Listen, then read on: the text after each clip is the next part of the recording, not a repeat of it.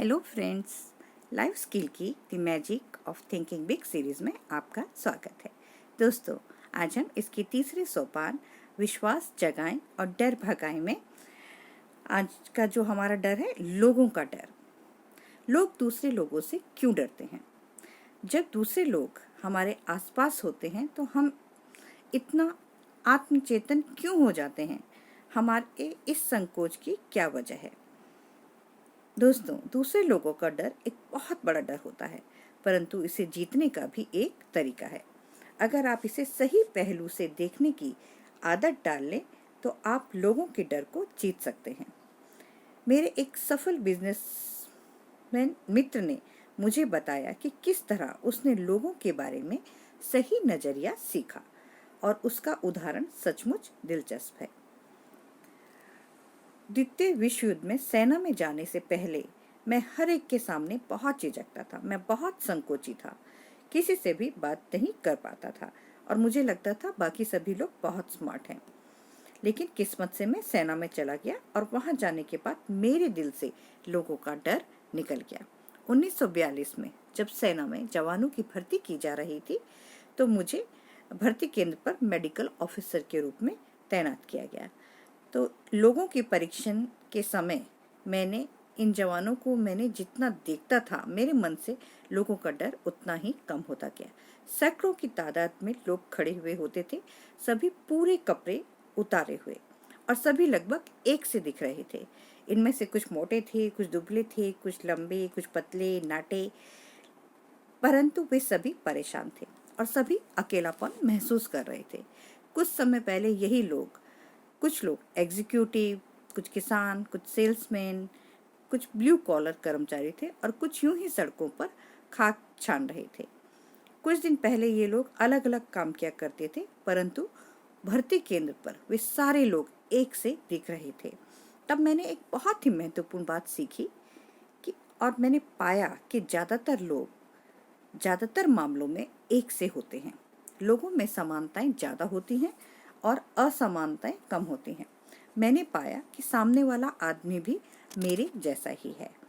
उसे भी अच्छा खाना पसंद है, उसे भी अपने परिवार और दोस्तों की याद आती है, वह भी तरक्की करना चाहता है, उसके पास भी समस्याएं हैं और वह भी आराम करना चाहता है। इसलिए अगर सामने वाला व्यक्ति मेरे जैसा ही है तो उससे डरने की कोई वजह ही नहीं है। लोगों को सही नजरिए से देखने के दो तरीके हैं।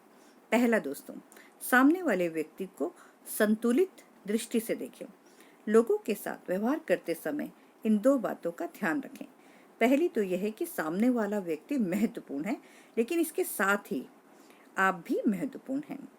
तो जब आप किसी व्यक्ति से मिले तो ऐसा सोचें, हम दो महत्वपूर्ण लोग मिलकर किसी आपसी लाभ या रुचि के विषय में चर्चा कर रहे हैं। आपसी महत्व का रवैया आपको परिस्थिति को देखने का संतुलित रवैया देता है। सामने वाला व्यक्ति आपकी नज़र में आपसे ज़्यादा महत्वपूर्ण नहीं बन पाता। हो सकता है सामने वाला व्यक्ति बहुत बड़ा, बहुत महत्वपूर्ण दिख रहा हो, लेकिन याद रखें, है तो वह भी एक इंसान ही। उसके पास भी तो वही रुचियाँ, इच्छाएं और समस्याएं होंगी जो आपके पास हैं। और दूसरा दोस्तों, समझने का रवैया विकसित करें। जो लोग आपको नीचा दिखाना चाहते हैं, आपके पर कतरना चाहते हैं, आपकी टांग खींचना चाहते हैं, आपकी बुराई करना चाहते हैं, ऐसे लोगों की इस दुनिया में कोई कमी नहीं है। अगर आप इनका सामना करने के लिए तैयार नहीं हैं तो ये लोग आपके आत्मविश्वास में बड़े बड़े छेद कर देंगे और आपको ऐसा लगेगा जैसे आप पूरी तरह से हार चुके हैं। आपको ऐसे लोगों से बचने के लिए अपनी कमर कसकर रखनी होगी। कुछ महीने पहले मैफिन्स होटल की रिजर्वेशन डेस्क पर मैंने सीखा कि इस तरह के लोगों का सामना किस तरह से किया जा सकता है।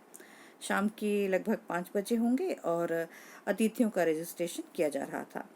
तो सामने वाले आदमी ने क्लर्क को अपना नाम बताया और उनसे पूछा कि क्लर्क ने कहा, यस सर, आपके लिए एक बढ़िया सिंगल रूम बुक किया गया है। तो वो आदमी गुस्से से चिल्लाया कि मैंने तो डबल रूम का ऑर्डर किया था।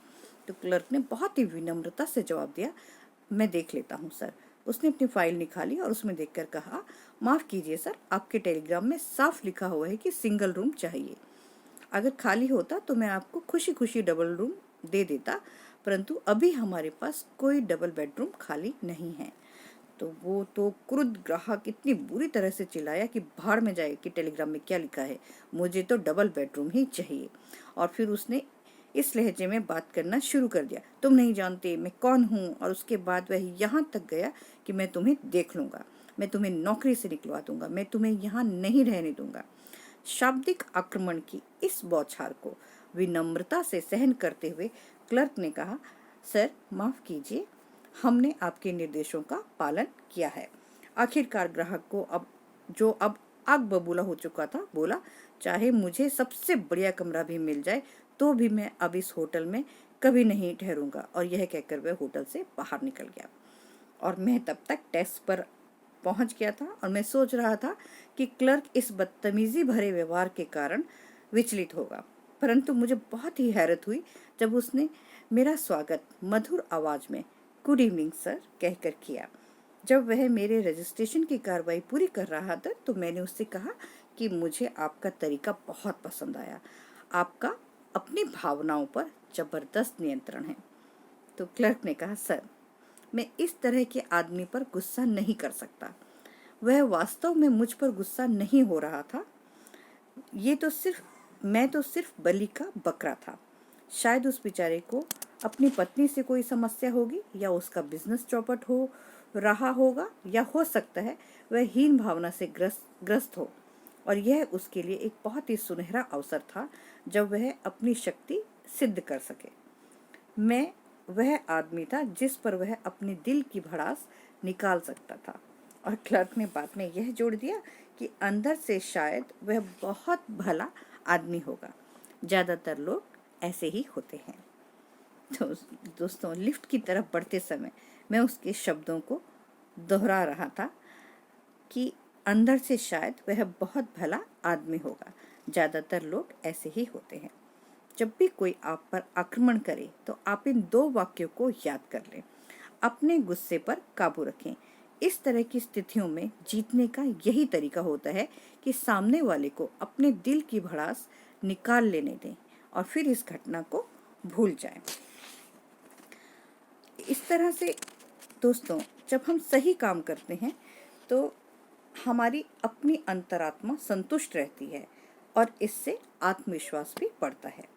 जब हम कोई गलत काम करते हैं तो 2 नकारात्मक बातें होती हैं। पहली बात तो यह है कि हम में अपराध बोध आ जाता है और इस अपराध बोध से हमारा आत्मविश्वास कम हो जाता है। दूसरी बात यह है कि देर सवेर लोगों को हमारे गलत काम की जानकारी मिल जाती है और उनका हम पर से विश्वास उठ जाता है। तो इसलिए दोस्तों, सही काम करें और अपने आत्मविश्वास को बनाए रखें। यही सफल चिंतन का कारगर तरीका है। तो दोस्तों, आई होप कि आपको मेरी वीडियो पसंद आई होगी। अगर आपको ये वीडियो पसंद आती है तो आप इसे अपने दोस्तों में शेयर कीजिए, लाइक कीजिए, सब्सक्राइब कीजिए, मेरे चैनल पे बने रहिए। राधे राधे दोस्तों।